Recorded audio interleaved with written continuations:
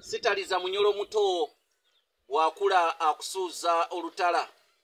Bassebo ne bannyabo weetyabidde eziri kutta kijjana nnenge azeetyabira ku kkubo. Nze Kanoonya Juma omulangira ow'Ebukerekere, tuli mu pulogulaamu byendabye byempulidde n'ebinyumiziddwa. Gwe wenna alina ekikyakuzimbye ku mwoyo, gwe wenna alina kye weetaaga okweyabya eri ensi, tetukyegayirira nti ate pulogulaamu egende ku leediyo. Awo twavaawo. Era social media buli muntu ayogera ensonga ze nga eziteekeddwa okubeera. Omukulu ono gwe nkuleetedde ye Mutyaba Pawulo, mwannyina wa Leema Namakula. Ekisinga okumuluma nti mwannyina tamumanyi, naye ate ye amumanyi. Olw'ebyo ebizze bibaawo okubeera nti Leema yanoonya ekika kye, naye ate n'agamba nti azaala Leema. Emyaka gya Leema n'egyono amuzaala wabaawo akabuuza. Naye nga eyo yonna entabwe yava Ssese, Leema yagenda okunoonya ekika kye. Oluvannyuma ne bamutegeeza nga womanyi ebyabayimbi abeera ku music we, ye waagira abakulu bagize gy'abeera yeeyo. Naye ng'ate waasigalawo akabuuza naddala mu mitima gy'abantu abamu abaali baawulira ku bwino oyo, era abantu abo abaali baliko kye bamanyi.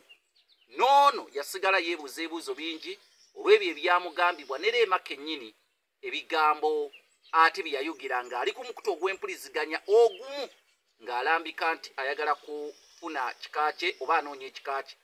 Naye nga Mulwanyamuli Ssemwogere Katikkiro wa Buganda bw'atyo ye yatebateba n'abeera nga atwala Leema ye gye yalowooza nti we watuufu eyo. Kubanga era tebasobola kugamba nti ebifaananyi bya Leema okuva mu buto eyo gyali gye biri, oba ne Leema okugamba nti nno nina ekifaananyi kya kitange bw'ati, yamunoonyeza ku kifaananyi n'amufuna. Nga tweyongerayo nate ku nteekateeka eno, njagala okukomekkereza ebyaleero nga nkulaga nti ono ye Evariste Ndugwa ayogerwako. Erinnya lino erya Evariste Ndugwa eryamanyika ng'ali eno e Bussi ku Kizinga, era kitaawe Yolyamu Kamyuka yamutuuma, naye nga bakugamba nti mu biseera ebyo yali avuga ambasadani Abe Mayanja, era we yazaalira Leema kigambibwa myaka nga gino, kubanga ono ye agamba kitaawe ono okufuna maama wa Leema yamufuna mu Shawuli ya Kaawo, yali mukyala yali atunda emmere, ate kitaawe wono engeri gyali omusajja ng'avuga spenso oba spensolo oba special, we yalyanga emmere. Kyabavuuka mu kimanyi, woolidde oluusi weegombawo omuntu, kale nno ebiddiyawo ebyo tebyali. Naye ono ye bwino gw'alina. Ssebo, ki ky'owulira kye weetaaga mu bulamu nga tukomekkereza? Kye nneetaaga mu bulamu bwange gwe kyoteeka kuba kati wabaawo okubuusabuusa, kuba Leema naye akuziddwa baamukuza gye baamukuliza. Wabaawo okubuusabuusa mu ye, ayinza okubaako okubuusabuusa naga naye eno gye ndi ddala ye waffe, ate naawe ng'ogamba nti ewammwe ye ne watuufu. Kati golowooza mu ndowooza yo oba ne mu ndaba yo ey'ebintu, ki ekirimalawo empaka? Era ye nga tetunnagenda ku ki ekirimalawo empaka. Abantu abamu kubaffe Abaganda tugamba nti omuntu afa mubiri tafa mwoyo. Kitaawe bukyanga ayingira ettaka okuva mu mwaka gwa 2000 ng'ewagambye, yali ayogeddeko nti waliwo omwana we oba eyabula oba alijja, oba yali abaddekaawo n'aloosa ku muntu yenna nti waliwo kino na kino, oba mmwe mwesigama ku ebyo ebyanyumizibwa eri Leema nammwe bye mwagattagatta? Kakati nga ngeze ku nsonga eyo, kubanga emboozi ya Leema n'eya kitaffe ebadde ekyali mpanvu anyikunnyonnyola, kubanga ngirinako obubona obuddo, ng'era nze nayongera ddala okukakasiza nti Leema mukulu wange, naye atannaba kummanyi nange gwe sinnaba kusemberera. Muyongerezaako okumunoonya obulungi, COVID wajjidde ne batusiba buli wamu, nga ngenza okuddamu okwongera nga baŋŋambye ate ali bweru, nga nzija munoonyereza tulabike nga tukwatagana liiso ku liiso, munnyonnyole naye annyinyonnyole.